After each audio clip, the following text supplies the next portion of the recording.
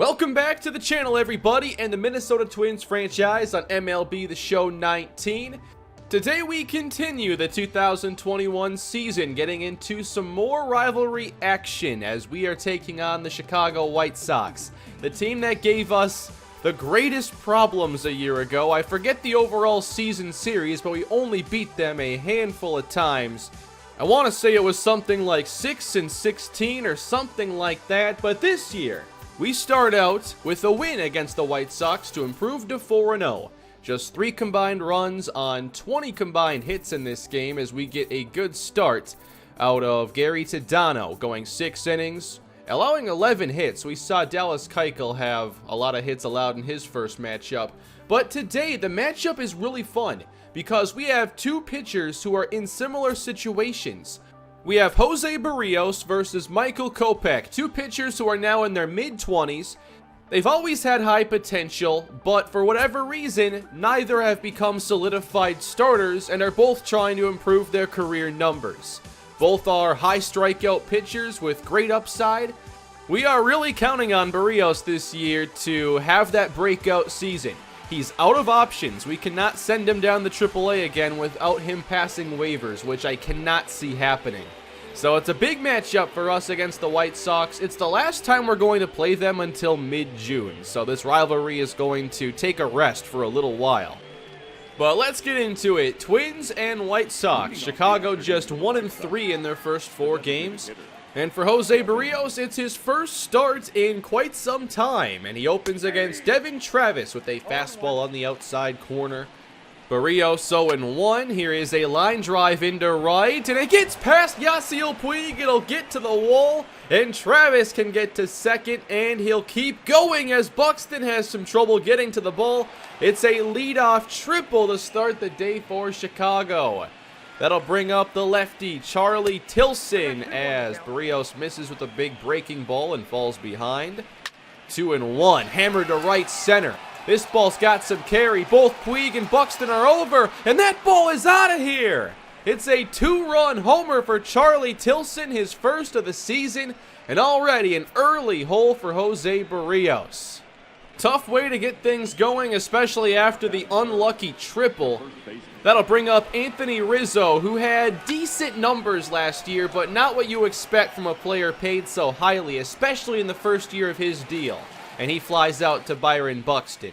Next, it's Andrew McCutchen, who's been very good since being signed by the White Sox. This is drilled down the line, but thankfully hooks foul by a couple feet. 1-2 from Berrios, and there is strike 3 on the changeup. Good job bouncing back against the 3 and 4 hitters. Now it's Yoan Moncada chasing the curveball of Berrios. He throws a very good breaking ball that I plan to use quite a bit. So after the 2-0 first inning for Berrios, Michael Kopech takes over. He had a 7.31 ERA a season ago and opens against our great addition in Mookie Betts. 1-2 with the fastball missing upstairs, clocked at 98. With the count even, that's a drive to left center field. Betts got a hold of this one. It is back and gone. The Twins are on the board with the Mookie Betts solo shot up into the second deck. So both teams get a first inning long ball. Twins make it 2-1. With 2 away later in the inning, 3-2 to Michael Conforto, and Kopech uses his breaking ball to end the first inning. After Berrios retired 3 in a row, we go into the second facing Randal Grichuk. Ahead in the count 1-2, and there's the changeup once again. Strike 3 for Berrios. And who is their 8-hitter this year? Well, it's Taylor Motter, who was on our team a season ago as our utility bench player. 2-2, Motter strikes out. So after giving up the triple and the home run, really good stuff out of Berrios. We'll go into the second. Yasiel Puig hitting 400 on the season so far, and that'll get a little bit better with this base hit to left. With 1 away, here is Byron Buxton falling behind. He gets a pitch up and lifts it in the infield. Not much there as Buxton pops out to Anthony Rizzo. 2 down, and that brings up Mitch Garver, who's on a tear to begin the season, hitting .615. But this is a lazy fly to center, and Puig is left at first base. I thought maybe we'd see these two pitchers really settle in now and have a good duel. Here is Barrios missing outside with the fastball. The 2-0 is a bit inside as he really falls behind. And the 3-0 is out of the zone as well. The worst pitching rating right now for Barrios is his 53 walk per 9. So at times, he does struggle to find the strike zone. Falling behind to Travis. The 2-0 is lined to right. 2 aboard now for the White Sox. And they're getting to the heart of their order. Here is Tilson up again with a sharp ground ball. And Sano pump fakes. We end up getting nothing here. I wanted to cancel the throw and touch third. It just happened so slowly that we couldn't get anybody out. And the bases are loaded for Rizzo, who rips it down the line. Chicago increases their lead as Puig cuts off the ball. Now look at the runner at third base. He never stops, and I didn't even realize it. I saw that he was at third base. We were getting the ball in. I never expected them to test that. And so the White Sox get a 5th run. And Moncada says, let's make it 7. Lifted to right center, and this game is blown wide open. 7-1 Chicago. And most or all of that could have been avoided if I just made the routine double play instead. I've got to stop having those bad fielding miscues. That was just a strange one that hopefully I don't replicate. But the White Sox go on to win this game 11-6. Kopech does get the win, pitching 5.2 innings, getting 7 strikeouts. I will look to get another start with Barrios here in an upcoming episode and hopefully do a lot better. But after that first loss of the year, we defeat Kansas City twice. This game an 11-2 victory. We put 5 runs up in the 9th for good measure. Garver went yard twice. We had 5 homers as a team, and Dallas Keuchel has a great outing. And in the second game, we have to come back in the 9th inning. We do so with an 8-7 victory. Betts, Goldschmidt, and Sano all went yard. Alvarez went 5.1, and Quackenbush gave up a couple runs late. So we will continue this episode now against the Kansas City Royals, looking for an early season sweep against another rival team. We're going to get Maxwell Fowler in this game, who went 8 innings in his first of the season, only allowed 2 hits and 1 walk. So hoping for big things out of Max this season. He opens against Adalberto Mondesi, who has been great this year, the Royals' best hitter. Mondesi fouls off a couple, 2-2. Fowler's got him with the fastball at 92 miles per hour. And here's a look at what Kansas City has offensively now. They've added Chris Davis, they kept Eric Hosmer, they also added David Peralta and Mike Moustakas. So there's some good power in this lineup. And here is Eric Hosmer with 2 outs, lifting one to center. Buxton gets over and puts away the 3rd out of the 1st inning.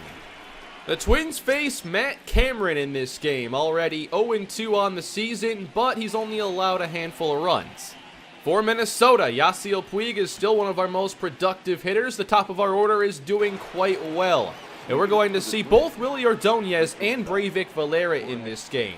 But here's Jorge Polanco, top of the 2nd, and he'll get underneath this one, lifted to center, and getting over is Clint Frazier to put away this out. Let's get to Mitch Garver with 2 away. As Cameron hits him upstairs in the elbow. That looked pretty painful, so Garver will take first base. He's not hurt or anything. And here's Willie Ordonez. He's out of options as well, so we're really hoping that he can perform well. Maybe he'd pass through waivers if we sent him down, I'm not sure. He falls behind in the count, and he's behind the Cameron fastball at 96 for strike 3. Still scoreless, bottom 2, it's Chris Davis who can crush the baseball, but this is going to stay in the ballpark, a lazy fly for Puig. 1 down, and now Jorge Soler, who also has a ton of power. He falls behind against Fowler.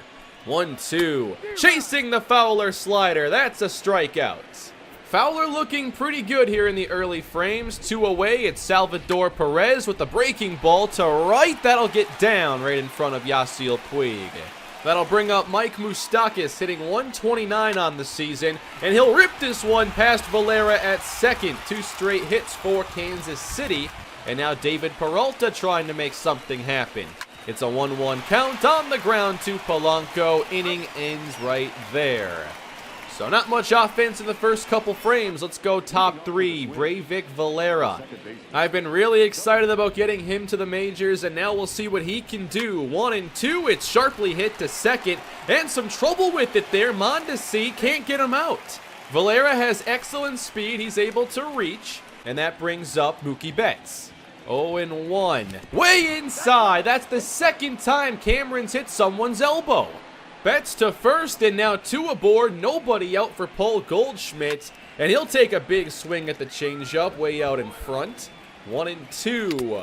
Foul tip into the mitt of Perez. A good pitch to hit. Goldschmidt down on strikes.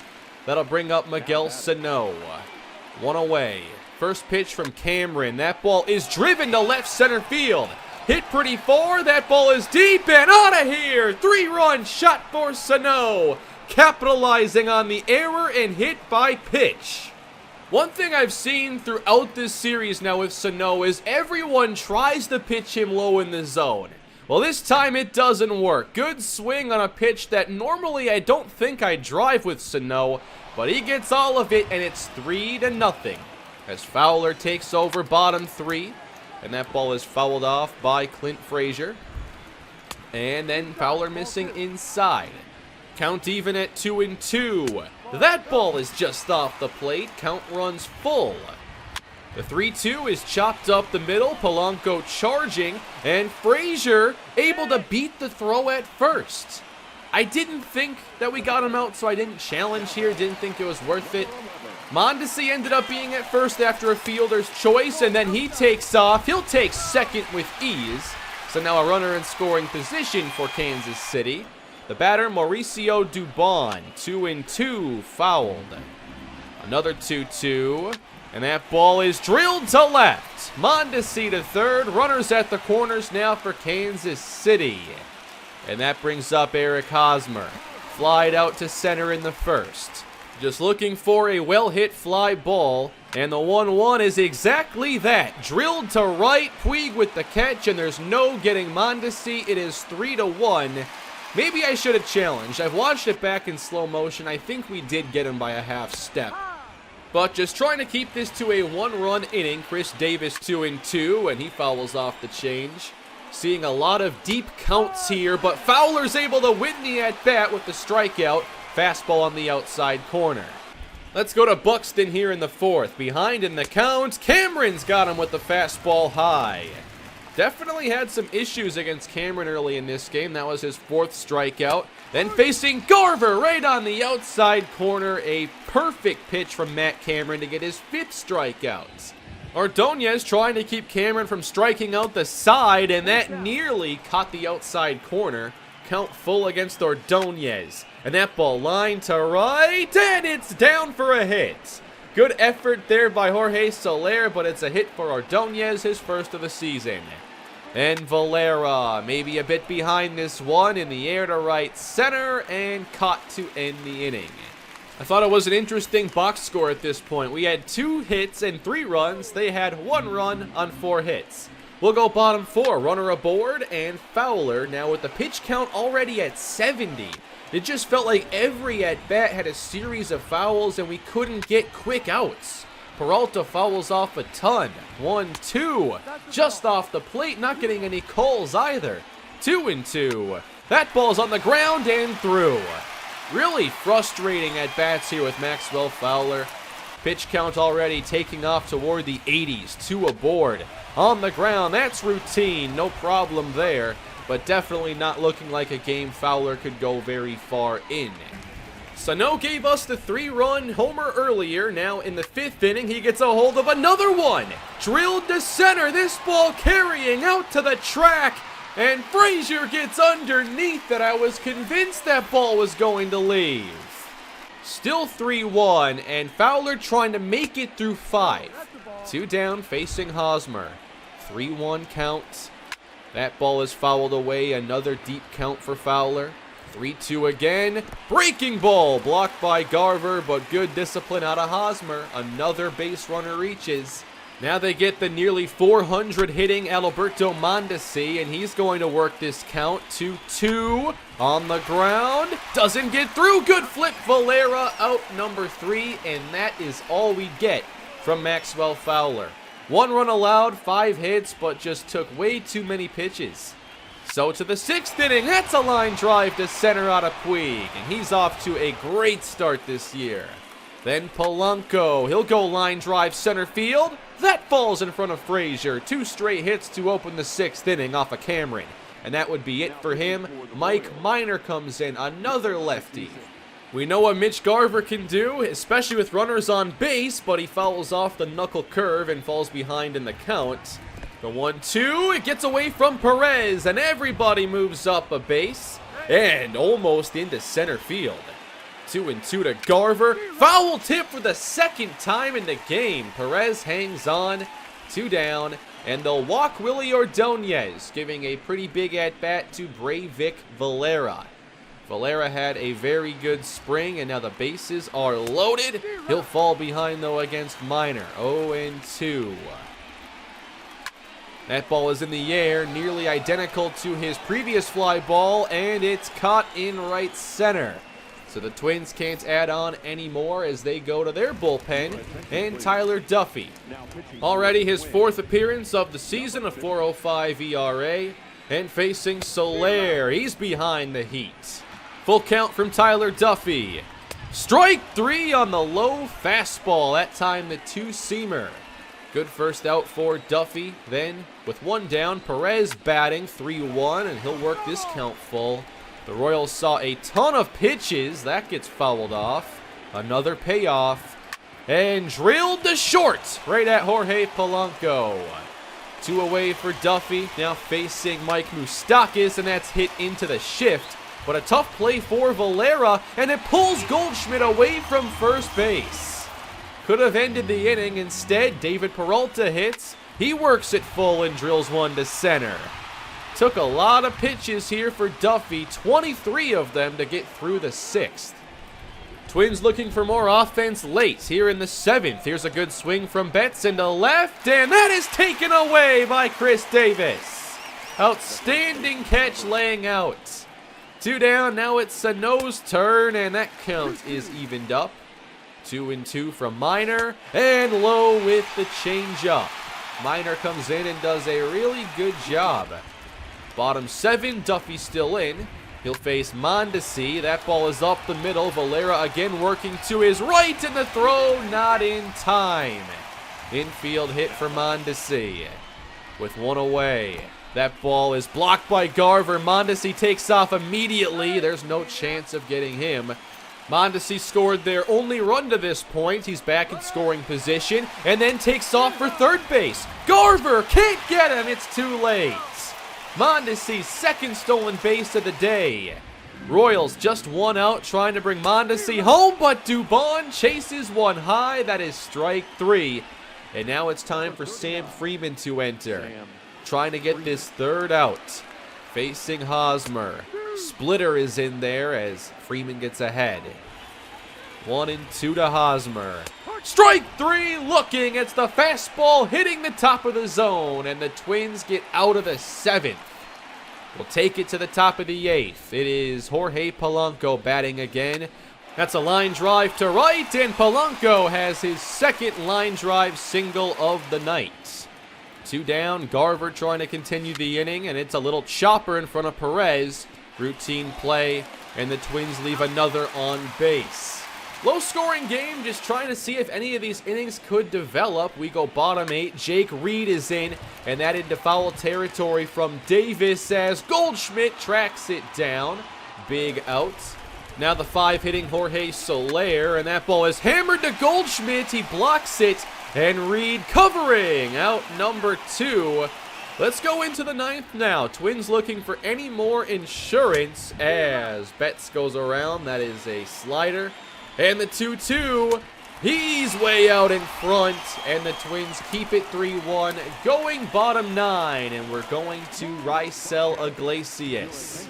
Iglesias, 3 appearances, 3 saves, no runs allowed this year, And he opens against the 7-hitting Mike Moustakas. That's not going far. Garver spins and throws the first for an easy first out. Royals got to get this done with the bottom of their order. Here's Peralta, and that's chop foul. 1-2. That's hit pretty well to left center field. Betts is over and can't get there in time. It'll reach the wall. And David Peralta has a 1-out double. Something here perhaps for the Royals. Here's Clint Frazier. First pitch on the ground right side. They'll advance Peralta, but they've got to get 2 runs. And they have 1 out left. Adalberto Mondesi. First pitch in the air to center. Buxton is over. And this game is over. The Minnesota Twins sweep the Kansas City Royals in their first meeting of the season. Not a ton of action in this game, but we capitalized off of that big error and hit by pitch. Once a no swing is all it took to win this game, essentially. Pretty good pitching, although it sure took a lot of pitches. This game took a while. The Royals did not make it very easy, but it's a well-earned victory, improving us to 7-1. Now we'd finally get into kind of a rough spot here against Texas, losing 3 of 4 and then winning 2 of 3 against Detroit. And in this 17-run outing, we only had a total of 5 extra base hits, just a couple home runs, but we still put up the monster run total in our lone win here in the series. We didn't get the best pitching in this one. In this outing, we had Jose Barrios, again had trouble early, so his ERA is sky high at the moment. But I'm going to be patient, and hopefully we can bring those numbers down a good bit. Dallas Keuchel had some issues here in this start against Texas, so this season isn't really beginning great for the pitching at all. This was a 7-5 win over the Tigers, as we get 4 hits from Goldschmidt, no home runs, and an outing from Barrios that went 4 innings. He only allowed 2 runs. Not sure why he only lasted 4. But that'll take us to a 10-5 record on the season. We are in first place, and surprisingly, the second place team is the Tigers, with none of the other teams off to good starts whatsoever. Steven Piscotty currently leads the AL in batting average, but Aledmys Diaz leads the entire majors and is having a really good season overall. Roderick Lang leads the American League with Yasiel Puig at 7 homers. I believe Puig only had like 12 last season. In the National League, Joey Votto, Matt Carpenter, and Jock Peterson all have 7 home runs. Fun to see who leads these categories after a few years in the series, but the Twins have the top batting average in the majors. We are one of the top home run hitting teams, so the offense is doing great. It's just the pitching that is off to a really rocky start. We're 22nd right now in ERA, and we are tied for 18th in runs allowed. We'll see if we can make some progress with that next episode, and here are the early season numbers. Very good stuff out of Puig. Michael Conforto and Mitch Garver are doing pretty well. Nobody's really struggling that has me concerned so far. We're the best hitting team in baseball, essentially, so not much to complain about. But for the pitching, hopefully, once we get a good sample size, these ERAs get where they should be. But everybody's allowing a lot more runs at this stage, it seems, than I expected. Next episode, I think I'd like to go down to AAA and spend some time with players like Ty Gonzalez and Carmen Ojeda. What do you guys think? Do you want AAA next episode? I'd love to take a deeper look at the prospects this year and spend some more time with them. And already, Ty Gonzalez is playing like somebody who deserves a call up. We'll have to see how that develops. Down at AA, by the way, Chuck Bearden is doing really well and might be playing his way to AAA before too long. That'll end this episode, everybody. Hope you enjoyed and had a good time. Please leave a like if you did. Subscribe to the channel with much more Twins franchise to come, and leave your thoughts down below in the comments section, and let me know if next episode you want to see us go down to the minor leagues and spend some time with our top prospects. Have a great day, everybody. I'll see you soon.